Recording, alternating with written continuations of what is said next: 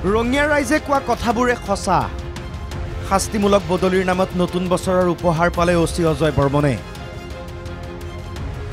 এই অৰ্ডাৰ কপিটো চাওক কামৰূপৰ এছপিৰ চহী থকা এই অৰ্ডাৰ ওলাইছিল 30 ডিচেম্বৰত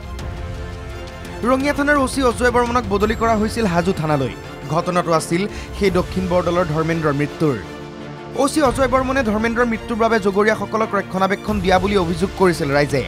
তাৰ পাছতে বদলি কৰা হৈছিল অজয় বৰ্মনক শাস্তিমূলক বদলি তাৎক্ষণিকভাৱে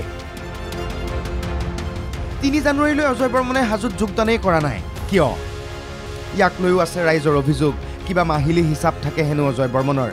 সেইবোৰৰ বিষয়ে অৱশ্যে ৰঙিয়া ৰাইজে কথা পাতিবলৈ নোখোজে ইপিনে প্ৰতিশ্ৰুতি দিয়া ধৰণে এতিয়ালৈ সাহায্য পোৱা নাই ধৰ্মেন্দ্ৰৰ পৰিয়ালে ধৰ্মেন্দ্ৰৰ মৃত্যুৰ ঘটনাৰ 9 অভিযুক্ত জালত পৰিল আৰক্ষীৰ এতিয়া অচিক বদলি কৰা হৈছে নতুন অচিৰ নেতৃত্বত হ'ব ঘটনাৰ তদন্ত তেন্তে ধৰ্মেন্দ্ৰৰ পৰিয়ালে ন্যায় পাব বুলি আশা কৰিব পাৰিনে এই ঘটনাত অচি অজয় বৰ্মনৰ বিৰুদ্ধে উঠিছিল গুৰুতৰ অভিযোগ তেন্তে অজয় বৰ্মনৰ বিৰুদ্ধে ব্যৱস্থা ল'ব লাগিছিল নে নাই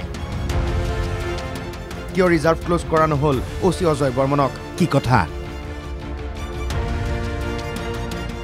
এতিয়া এইবোৰ বিষয় নতুনকৈ আলোচনা হৈছে ৰঙিয়াত উত্তৰ দিব কোনে নাজিৰ আহমেদৰ ৰিপৰ্ট NKTV+